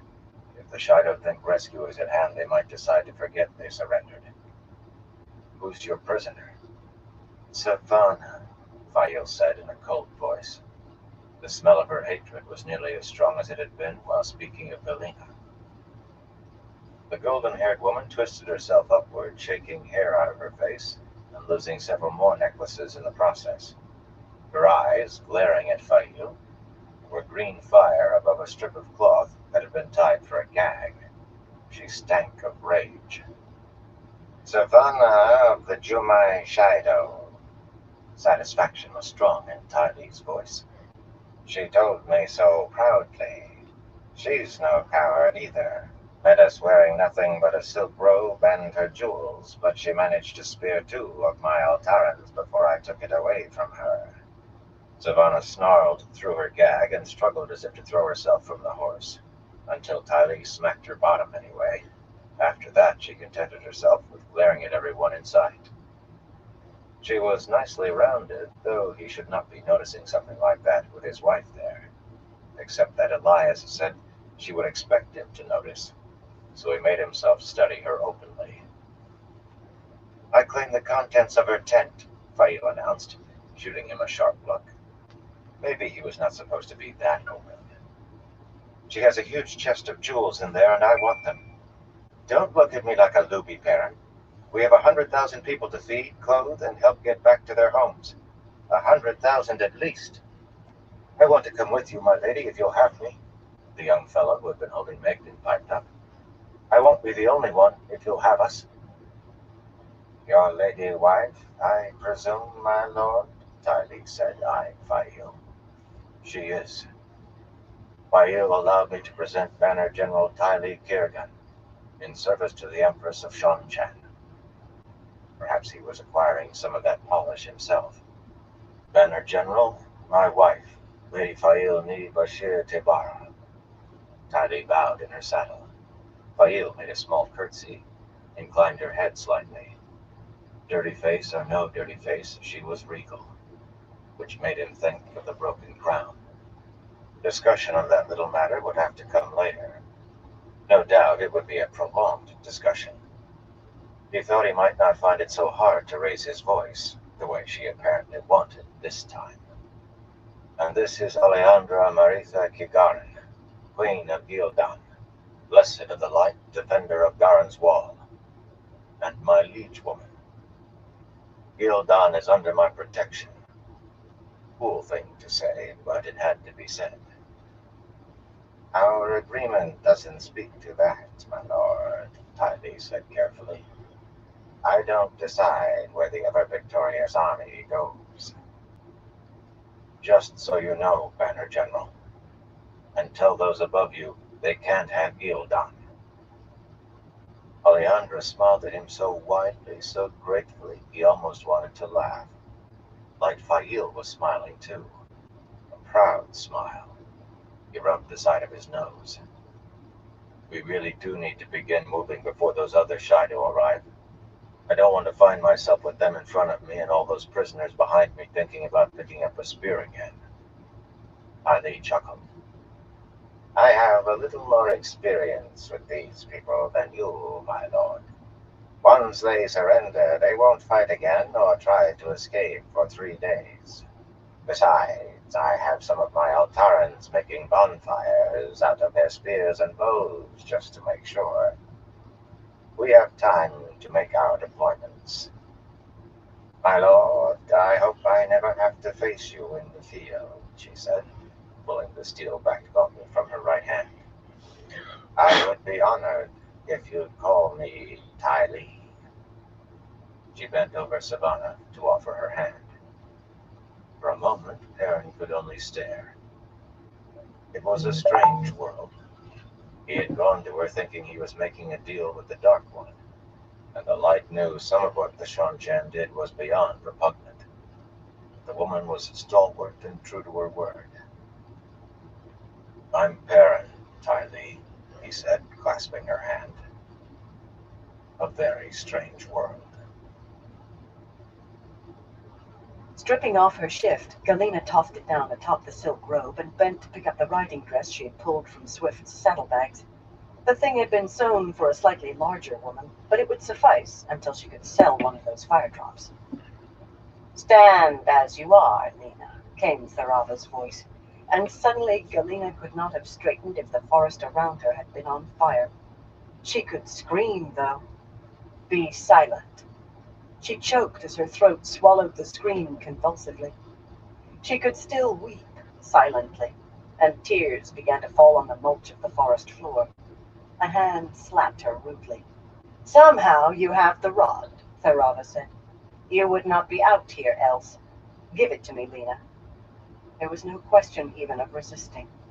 Straightening, Galena dug the rod out of her saddlebags and handed it to the hawk-eyed woman, tears sliding down her cheeks. Stop sniveling, Lena, and put on your necklace and collar. I will have to punish you for taking them off. Galena flinched. Even Tharava's command could not shut off her tears, and she knew she would be punished for that, too. Golden necklace and collar came out of the saddlebags and went on to her. She stood there wearing only her pale woolen stockings and soft white laced boots, and the weight of the fire-drop-studded collar and belt seemed enough to bear her to the ground. Her eyes fastened themselves to the white rod in Tharava's hands. Your horse will do for a pack animal, Lena. As for you, you are forbidden to ride ever again. There had to be some way to get that rod again. There had to be. Tharava turned the thing over and over in her hands, taunting her. Stop playing with your pet, Tharava. What are we going to do? Melinda, a slender, wise one with hair bleached almost white by the sun, strode up to glare at Tharava with pale blue eyes. She was bony, with a face well suited to glaring. That was the first Galena realized that Tharava was not alone. Several hundred men, women, and children stood among the trees behind them, some of the men carrying women slung over their shoulders, of all things. She covered herself with her hands, her face heating. Those long days of enforced nakedness had not inured her to being unclothed in front of men. Then she noticed another oddity. Only a handful were Algidus's wide, with bow cases on their backs and quivers at their hips. But every man and every woman except the wise ones among them was carrying at least one spear. They had their faces veiled, too, with a scarf or just a scrap of cloth. What could it mean? "We are returning to the threefold land," Tharava said. "We will send runners to find every sept that can be found and tell them to abandon their wetlander Gaishine, abandon everything they must, and make their way by stealth back to the threefold land. We will rebuild our clan. The Shido will rise from the disaster Savannah led us to." "That will take generations," Modara protested. Slim and quite pretty, but even taller than Tharava, as tall as most Ahil men, she stood up to Tharava unflinchingly. Galena could not understand how she did that. The woman made her flinch with a glance. "Then we will take generations," Tharava said firmly. "We will take whatever time is necessary, and we will never leave the threefold land again." Her gaze shifted to Galena, who flinched. "You will never touch this again," she said, raising the rod briefly. "And you will never try to escape me again. She has a strong back. Load her, and let us be on our way. They may try to pursue us." Burdened with water skins and pots and kettles, till she almost felt decently covered, Galena staggered through the forest at Tharava's heels. She did not think of the rod or escape. Something had broken in her. She was Galena Kasban, highest of the Red Ajah, who sat on the Supreme Council of the Black Ajah, and she was going to be Tharava's plaything for the rest of her life. She was Tharava's little Lena. For the rest of her life. She knew that to her bones. Tears rolled silently down her face. Chapter 31. The House on Full Moon Street. "They must stay together," Elaine said firmly. "The two of you shouldn't be out by yourselves, for that matter. Always 3 or 4 together, anywhere in Camelin. That's the only way to be safe." Just 2 of the mirrored stand lamps were lit, 6 flames filling the sitting room with a dim light and the scent of lilies. So much of the lamp oil had gone bad that it was always perfumed now. But a crackling fire on the hearth was beginning to take away some of the early hours' coolness. "There are times a woman wants a little privacy," Sumiko replied calmly, as if yet another kinswoman had not just died from wanting privacy. Her voice was calm, at least, but a plump hand smoothed her dark blue skirts. "If you won't put the fear of the light into them, Sumiko, I will," Elise said, her usually mild face stern. She looked the elder of the two, with touches of gray in her hair, compared to the glossy black hair that fell below Sumiko's stout shoulders, yet she was the younger by better than 200 years. Elise had been intrepid when Ebudar fell and they were forced to flee the Shanshan, but her hands moved on her brown skirts too. It was long past the bedtime that Asanda's niece Melfane had decreed, but tired as she was all the time, once Elaine woke, she could never get back to sleep. And warm goat's milk did not help. Warm goat's milk tasted worse than cool. She was going to make Rand Bloody Owl Thor drink warm bloody goat's milk till it came out of his ears. Right after she found out what had hurt him badly enough that she sensed a small jolt of pain, while everything else in that small knot in the back of her head that was him remained as vague as a stone. It had been all a stone again ever since, so he was all right, yet something had hurt him deeply for her to sense anything at all. And why was he traveling so often? One day he was far to the southeast, the next to the northwest and even more distant. The day after that somewhere else. Was he running from whoever had hurt him? But she had her own worries at the moment. Unable to sleep and restless, she had dressed herself in the first thing that came to hand, a dark gray riding dress, and gone for a walk to enjoy the stillness of the palace in the small hours of the morning, when even the servants were abed and flickering stand lamps were the only things that moved in the hallways aside from her and her bodyguards, but she was learning to ignore their presence. She did enjoy the solitude until the 2 women encountered her and delivered the sad news that would have awaited sunrise otherwise. She'd brought them back to her smaller sitting room to discuss the matter behind a ward against listeners. Sumiko shifted her bulk in her armchair to glare at Elise. Rihanna lets you press boundaries, but as eldest I expect... You're not eldest, Sumiko, the smaller woman said coolly. You have the authority here, but by the rule, the knitting circle consists of the 13 eldest of us in Ebudar. We aren't in Ebudar any longer, so there is no knitting circle. Sumiko's round face grew hard as granite. At least you admit I have the authority, and I expect you to use it to prevent any more of us being murdered. Suggesting isn't enough, Sumiko. No matter how strongly you say you suggest, it isn't enough. Arguing will get us nowhere, Elaine said. I know you're on edge. I am too. Light, 3 women murdered with the one power in the last 10 days, and very likely 7 more before that, were enough to put an anvil on edge. But snapping at each other is the worst thing we can do. Sumiko, you need to put your foot down. I don't care how much anyone wants privacy. No one can be by herself for a minute. Elise, use your persuasion. Persuasion was not exactly the word. Elise did not persuade. She simply expected people to do as she said, and they nearly always did. Convince the others that Sumiko is right. Between the two of you, you have to... The door opened to admit Denny, Hey, Chris. who closed it again behind her and bowed, one hand on her sword hilt, the other on her long cudgel. The red-lacquered breastplates and helmets, trimmed in white, had been delivered only yesterday, and the stocky woman had been smiling ever since she donned hers, but she looked solemn behind the face bars now. Pardon for interrupting, my lady, but there's an Aes Sedai here demanding to see you. A red by her shawl. I told her you were likely sleeping, but she was ready to come in and wake you herself. A red. There were reports of reds in the city from time to time, though not so often as once. Most Aes Sedai in the city went without their shawls, concealing their ajas. Yet what would a red want with her? Surely they all knew by now that she stood with Egwene and against Delilah. Unless someone was finally trying to bring her to book for the bargain with the sea folk. Tell her that I'm... The door opened again, bumping Denny's back, pushing her out of the way.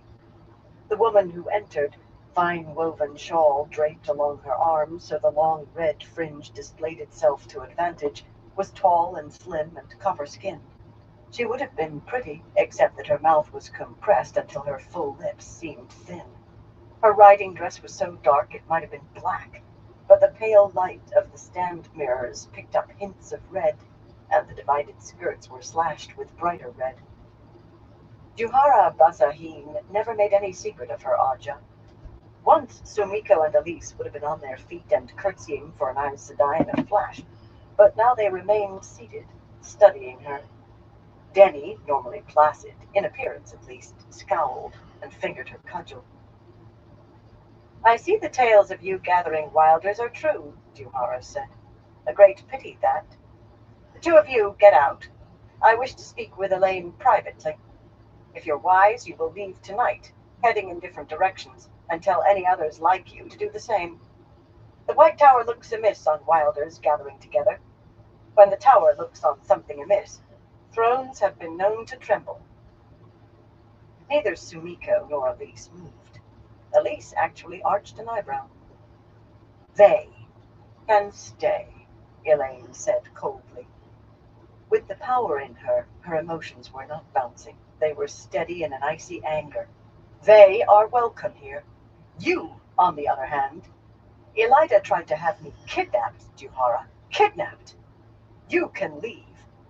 A poor welcome, Elaine, when I came to the palace as soon as I arrived, and after a journey that would be as torturous to describe as it was to endure.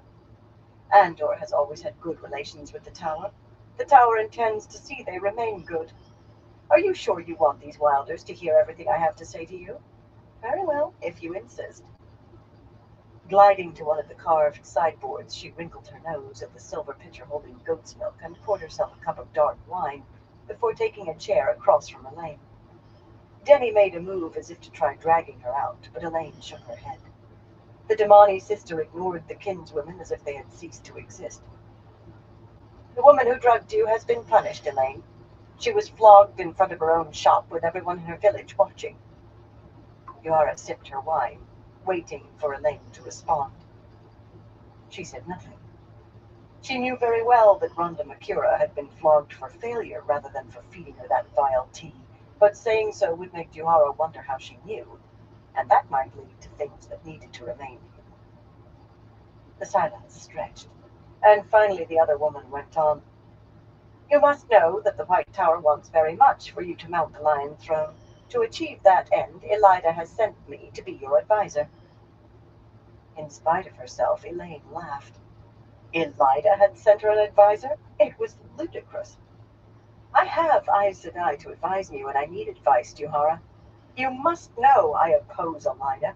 I wouldn't accept a pair of stockings from that woman. Your so-called advisors are rebels, child, Juhara said chidingly, with a heavy dose of distaste on the word rebels. She gestured with the silver wine cup. Why do you think you have so many houses opposing you, so many standing aside? They surely know you don't really have the backing of the tower. With me as your advisor, that changes.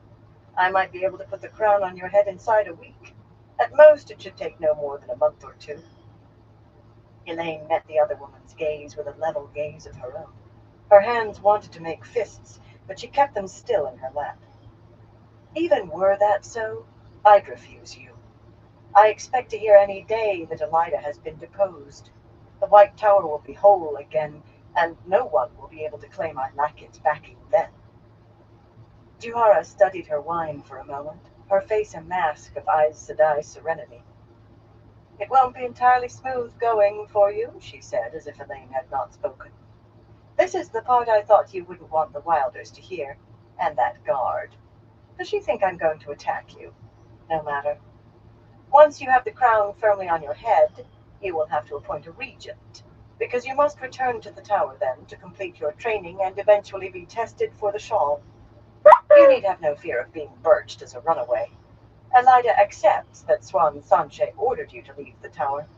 Your pretense of being Aes Sedai is another matter. That you will pay for with tears. Sumiko and Elise stirred, and Juhara took notice of them again. Ah, you didn't know that Elaine is really only one of the accepted? Elaine rose and stared down at Juhara. Usually someone seated held the advantage over someone standing, but she made her stare hard and her voice harder. She wanted to slap the woman's face. I was raised Aes Sedai by Egwene Alvear on the day she herself was raised Amelin. I chose the Green Aja and was admitted. Don't you ever say I'm not Aes Sedai, Juhara. Burn me if I'll stand still for it. Juhara's mouth pinched down till her lips seemed a gash. Think, and you will see the reality of your situation, she said finally. Think hard, Elaine. A blind woman could see how much you need me and the White Tower's blessing. We will talk again later. Have someone show me to my rooms. I am more than ready for my bed. You'll have to find a room at an inn, Juhara. Every bed in the palace already has 3 or 4 people sleeping in it. If dozens of beds had been free, she would not have offered Juhara one. Turning her back, she walked to the fireplace and stood warming her hands. The gilded pendulum clock on the scroll-carved marble mantel chimed 3 times. Perhaps as many hours remained till sunrise. Denny, have someone escort Juhara to the gates. You won't fend me off so easily, child. No one fends off the White Tower easily. Think, and you'll see I'm your only hope. Silk whisked against silk as she left the room, and the door clicked shut behind her. It seemed very possible Juhara would cause trouble trying to make herself needed, but one problem at a time. Did she put doubts in your minds? Elaine said, turning from the fire. None, Sumiko replied. Van Deen and the other 2 accept you as Aes Sedai, so you must be. Conviction was strong in her voice, but then she had reason to want to believe. If Elaine were a liar, her dreams of returning to the tower, of joining the Yellow Aja, died. But this Juhara believed she was speaking the truth. Elise spread her hands. I'm not saying I doubt you. I don't. But the woman believes. Elaine sighed. The situation is complicated. That was like saying water was moist. I am Aes Sedai, but Duhara doesn't believe. She can't, because that would be admitting Egwene Alvear truly is the Amelin's seat. And Duhara won't do that until Elida has been brought down. She hoped Duhara would believe then. Accept, at least. The tower had to be made whole. So, Miko, you will order the kinswoman to stay in groups, always? The stout woman muttered that she would. Unlike Rihanna, Sumiko had no flair for leadership, or liking for it either. A pity no older kinswoman had appeared to take the burden from her. Elise, you'll make sure they obey? Elise's agreement was firm and quick. She would have been the perfect candidate if the kin did not determine their rankings by age. Then we've done what we can. It's long past time you were in your beds. Long past time for you too, Elise said as she stood. I could send for Melfane. No need to rob her of sleep too, Elaine said hastily, and firmly. Melfane was short and stout, a merry woman with a ready laugh, and unlike her aunt in other ways as well. Merry or not, the midwife was a tyrant who would not be pleased to learn that she was awake. I'll sleep when I can. Once they left, she released Sidar and took up a book from several on the second sideboard, yet another history of Andor, but she could not concentrate. Bereft of the power, she felt grumpy. Burn her, she was so weary that her eyes felt grainy. She knew that if she lay down, though, she would stare at the ceiling till the sun rose. In any case, she had stared at the page for only minutes when Denny appeared again. Master Nori is here, my lady, with that Hark fellow. Said he'd heard you were up and wondered if you could spare him a few minutes. He had heard she was up? If he was having her watched? The import broke through her grumpiness. Hark. He had not brought Hark since that first visit, 10 days ago. No, 11 days now. Ebullience replaced peevishness. Telling Denny to send them in, she followed the woman as far as the anteroom, where a patterned carpet covered most of the red and white floor tiles. Here, too, only a pair of stand lamps were lit, giving off a dim, wavering light and a scent of roses. Master Nari looked more than ever a white-crested wading bird with his long, spindly shanks and tufts of hair sticking up behind his ears, but for once he almost seemed excited. He was actually rubbing his hands together. He was not carrying his leather folder tonight. Even in the dim light, the ink stains on his crimson tabard showed. One had turned the tuft of the white lion's tail black. He offered a stiff bow, and the nondescript Hark imitated him awkwardly, then knuckled his forehead for good measure. He was wearing a darker brown than he had previously, but the same belt and buckle. Forgive the hour, my lady, Nari began in that dry voice. How did you know I was awake? She demanded, emotions bouncing again. Nari blinked, startled by the question. One of the cooks mentioned sending up warm goat's milk for you when I went to get some for myself, my lady. I find warm goat's milk very soothing when I can't sleep. But she mentioned wine, too, so I assumed you had visitors and might still be awake. Elaine sniffed. She still wanted to snap at someone. Keeping that out of her voice required an effort.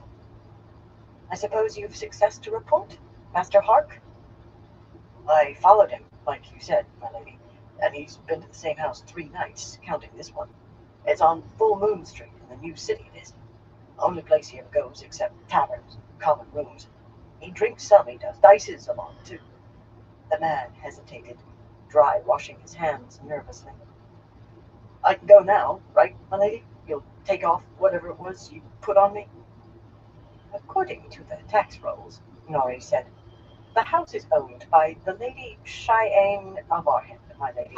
She seems to be the last of the house. What else can you tell me about the place, Master Hark? Who else lives there besides this Lady Cheyenne? Hark rubbed his nose uneasily. Well, I don't know as they lives there, my lady, but there's 2 Aes Sedai there tonight. I saw one of them letting Melar out while the other was coming in. And the one who's coming in said, a pity there are only 2 of us, Phalian, the way Lady Cheyenne works us. Only she said lady like, she didn't mean it, she did. Only she was carrying a stray cat, a thing scrawny as she was. He bobbed a sudden nervous bow. Begging your pardon, my lady. Didn't mean no offence, speaking of an Aes Sedai that way, but it took me a minute to realize she was Aes Sedai, did. There was good light from the entry hall, there was, but she was so thin and plain with a wide nose that nobody would take her for Aes Sedai without some study. Elaine laid a hand on his arm. Excitement bubbled in her voice, and she let it. What were their accents? Their accents, my lady? Well, the one with the cat, she's from right here in Camelin, I'd say. The other, well, she didn't say above 2 sentences, but I'd say she was Kandori. Called the other Marilyn, if that helps, my lady. Laughing, Elaine capered a few steps. She knew who had set Mellar on her now, and it was worse than she had feared. Marilyn Gamalfin and Phalian Boda. 2 black sisters who had fled the tower after doing murder. That had been to facilitate theft, but it was the murders that would see them stilled and beheaded. It had been to find them and the others with them that she, Egwene, and Nynaeve had been sent out of the tower. The Black Aja had planted Mellar next to her, to spy most likely, but still a chilling thought. Worse than she had feared, and yet finding the 2 now was like completing the circle. Hark was staring at her with his mouth hanging open, she realized. Master Nori was studiously examining the lion's stained tail. She stopped dancing and folded her hands. Fool man. Where is Mellar now? In his rooms, I believe, Nori said. My lady, you'll take it off now, Hark said, and I can go. I did what you asked. First, you have to lead us to this house, she said, darting past him to the twinned doors. Then we'll talk.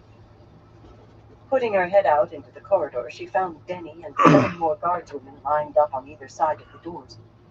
Denny, send someone to fetch the Lady Birgitta as fast as possible, and someone else to wake the Aes Sedai and ask them to come too, with their warders, and prepare to take a ride.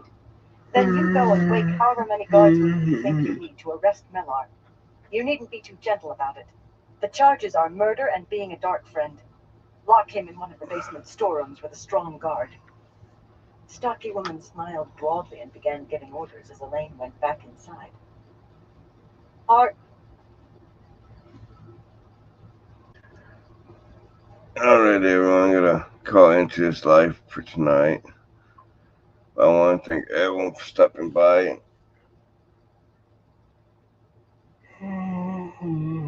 Excuse me. And everyone who keeps stopping by.